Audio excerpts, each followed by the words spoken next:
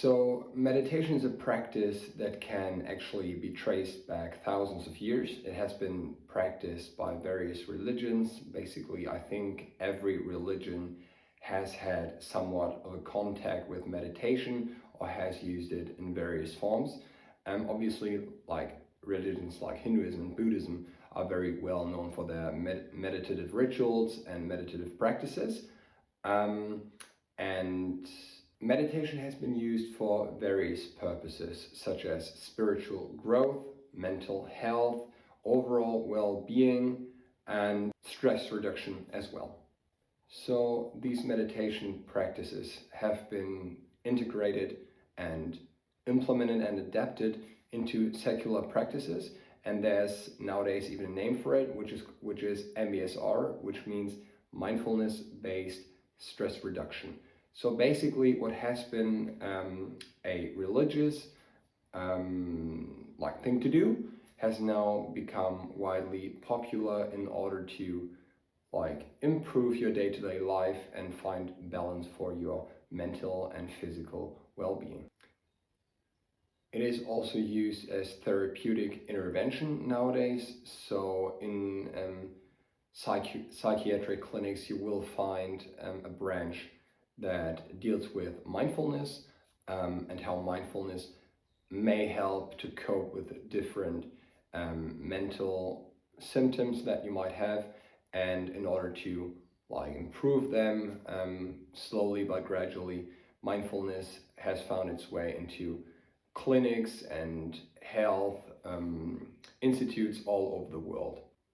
So a guy called Jon Kabat-Zinn, who is from the USA, has also done some very pioneering work into mindfulness and meditation and has founded the first mindfulness-based stress reduction clinic in Massachusetts. That happened in 1979, and it also connects meditation with modern Western medicine and takes the benefits of both and intertwines them in order to get the best potential outcome for the patient.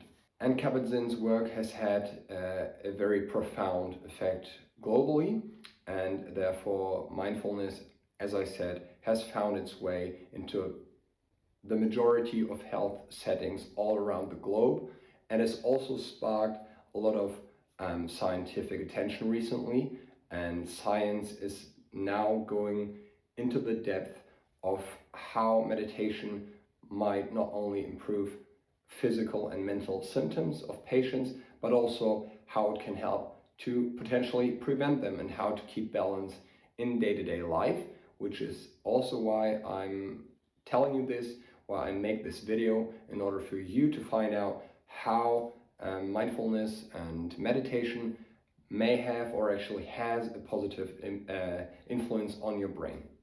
So in essence, what has been known to Buddhists or Hindus for thousands and thousands of years has now scientific evidence to back it up, and therefore it has sparked very, very much attention recently.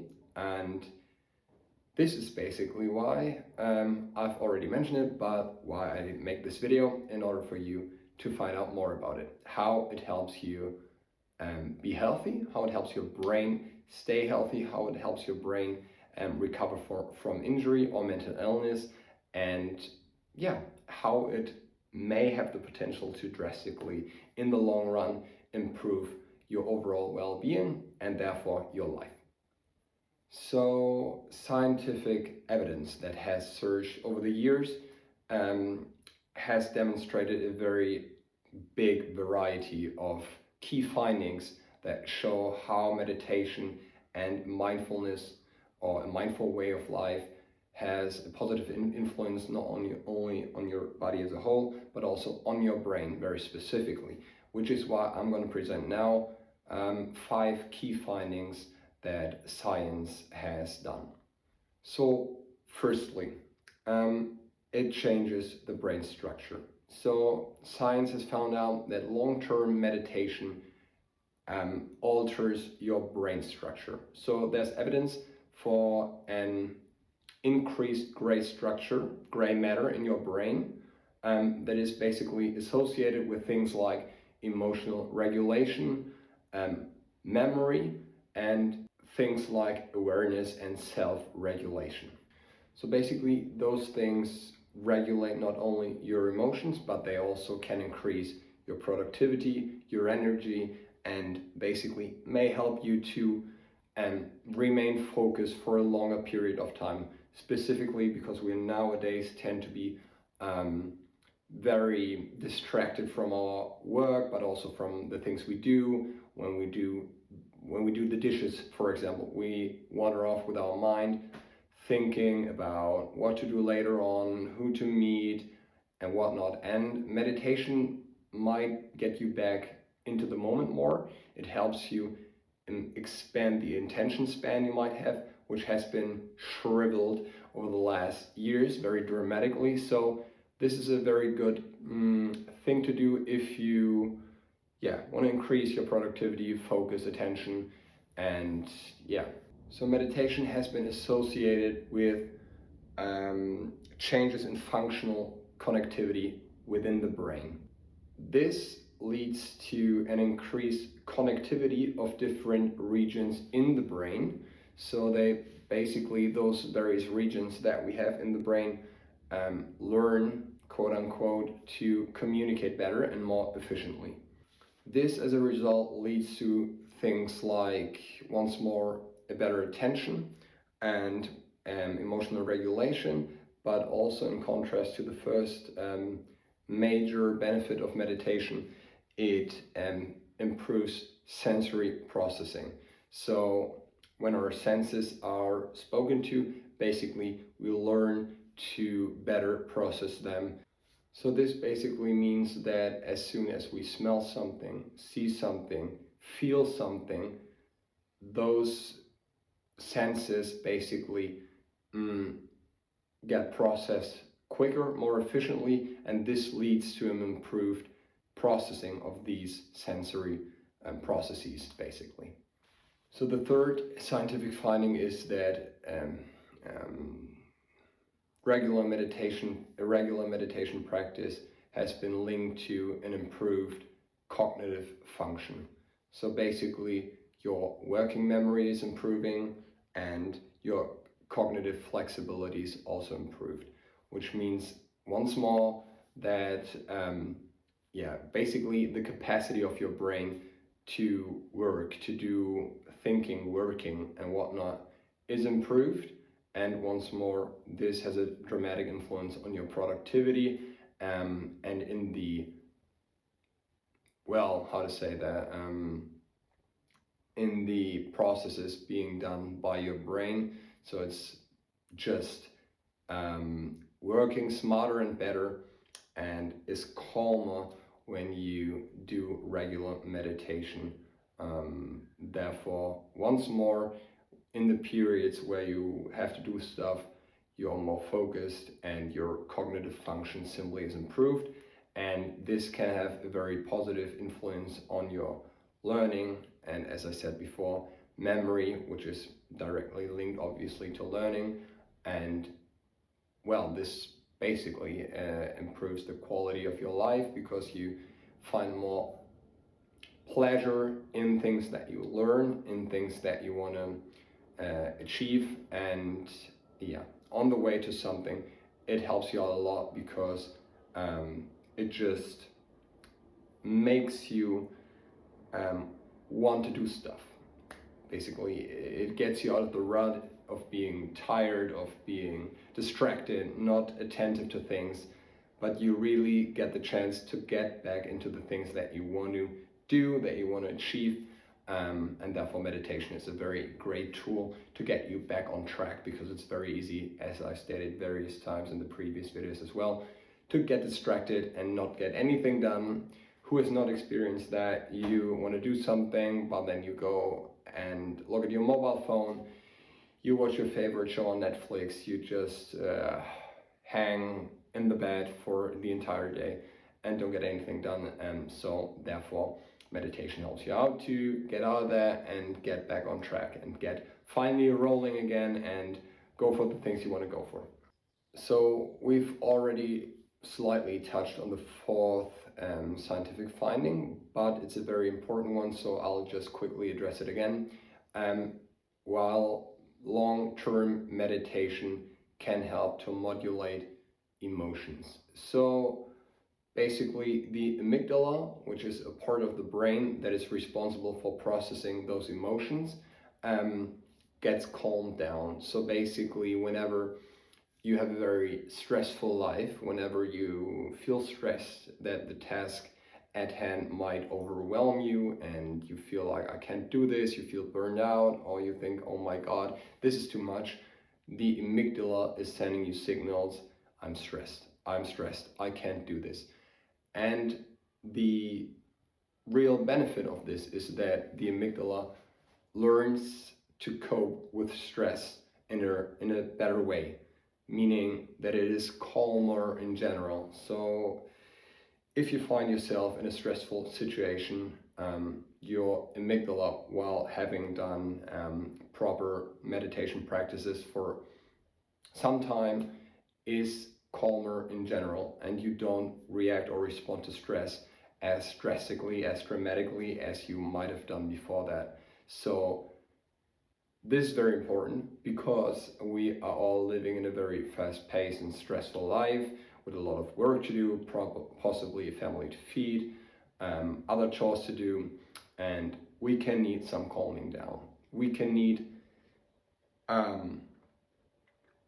to find some relaxation, some mindfulness, some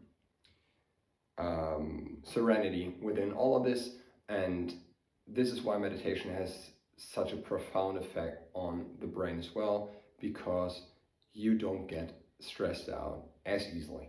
So the fifth and final point for the time being is that it basically lowers your stress levels. I've addressed this previously as well, but if you have a brain that is constantly stressed, this is obviously not very healthy for you. It causes inflammation and has you in the sympathetic branch of your autonomic nervous system, which is your fight or flight response. But in general, you want a autonomic nervous system that is primarily in the parasympathetic state, which is the rest and digest state of your nervous system. And therefore, when meditating for an extended period of time, I don't mean in one sitting, but if you practice meditation for 1-2 years or even more than that, you will notice a shift of the paradigm in the way that basically you feel calmer in general. So the shift goes from the sympathetic branch more to the parasympathetic branch, which means that you lower your stress levels. And this is also why meditation leads to an increased neuroplasticity. This is basically the ability of your brain to change. I mean, previously in the 20th century, it was thought that the brain, once you're an adult, doesn't have any potential to change. This is simply false, because our brain constantly changes. It changes, like the changes it has are influenced by various factors. The food you consume, the friendships you have, the family you have, the things you do, if you do sports, if you are lazy, so many things. And meditation can help to increase this neuroplasticity. So as you might have noticed, I'm wearing a different shirt now. That's because I'm finishing up this video on a different day, so don't worry about that. So to sum this video up, overall there's a lot of scientific research that provides compelling evidence that meditation, especially long-term meditation, can have a profound impact on your brain structure and on your brain function, leading to improvements in various domains such as physiologically, emotionally, and cognitively. There are improvements in your brain, and this obviously leads to a better brain health and therefore health in general. So our brain is plastic. which is very good news, especially if you're suffering from a mental health condition, because this means that your brain has the ability to change over time. And meditation is a great tool to aid the brain in doing so. So meditation, as I said, is a great tool, especially long term, and it teaches your brain to be better at adapting, to be more flexible, and to respond better to stressors or other stressful situations or stressful environment. So obviously, after watching this video, at least I hope that you feel inclined to start a meditation practice. And if you first start off with it, I wouldn't recommend having sittings of 20, 30 or minutes or an hour even, but just start very lightly. Don't push it. Just go for 1 minute, work your way up to 5 minutes gently, and then once you've established like a daily practice, then you can work your way up to 20, 30 or 40 minutes. But my recommendation would be just give it a try. Take small periods of time and just try it out. Don't force anything. That's not what meditation is about. Let it happen. Yes, and that's it for today. And before I close off this video, I thought, why not give you a very, very small, to get you started, a very small meditation sitting of about 3 minutes. And if you want to, you can join in. I would be very pleased. Here it goes. So first of all, get into a comfortable seated position with your spine loosely straight. Don't force it too much. I'm sitting on a cushion here in the lotus position. If you want to do that, do that. If you want to sit on a chair, that's fine too. But I encourage you not to lean back and have your spine loosely straight. Have a few deep breaths. Arrive at the present moment. Feel your body sitting here, either on the cushion or on the chair. This moment is dedicated just for you. You can just be instead of do, which is nice for a change. So feel your breath. Feel your body sitting here. Nothing to do, nowhere to go. Just this moment and the next one and the next one. I already have my eyes closed. You can close your eyes as well. You can leave them open. That's entirely up to you. There is no strict rules.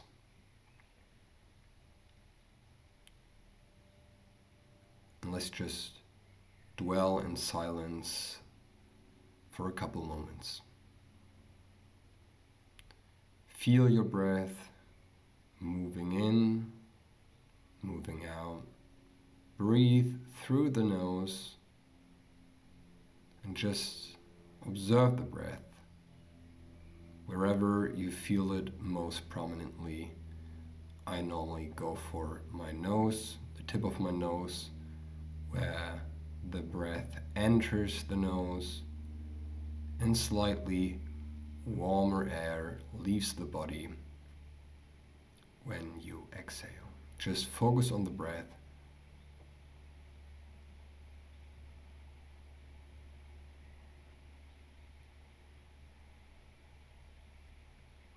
And inevitably there will be thoughts that arise. Just observe them and gently escort them out of your mind and refocus on your breath.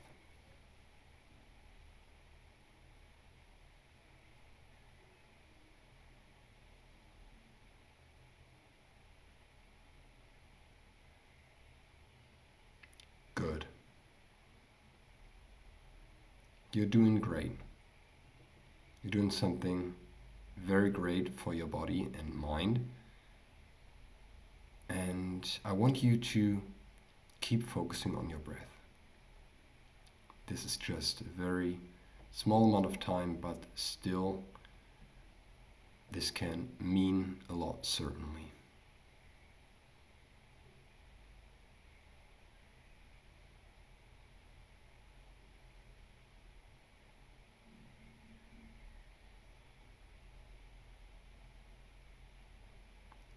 So this has been a very, very short sitting. This is almost it. I will do more extended sittings, but for this video, this will be it. You can gently open up your eyes again. Be grateful to yourself for taking this time, for taking those minutes, and I will be back with another video very soon. Thank you very much for watching, and I'll see you again soon. Bye.